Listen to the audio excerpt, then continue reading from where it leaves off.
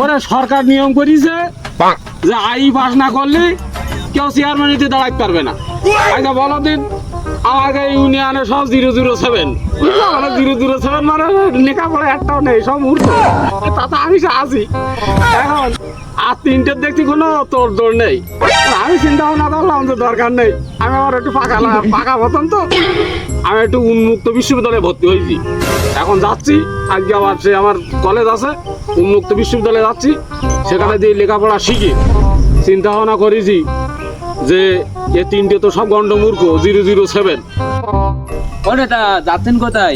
ওরা সরকার নিয়ম করেছে আই পাস না করলে চেয়ারম্যানিতে দাঁড়ান যাবে না। এখন তাই তো মনে করো যে আমি কলেজে যাচ্ছি, বুঝতে পারি যাও, উন্মুক্ত বিশ্ববিদ্যালয়ে ভর্তি হয়েছি, আমি লেখাপড়া শিখতেছি। এবার আর যে তিনটে আছে ও তো একটা জানে না কিছু, বুঝতে পারি যাও।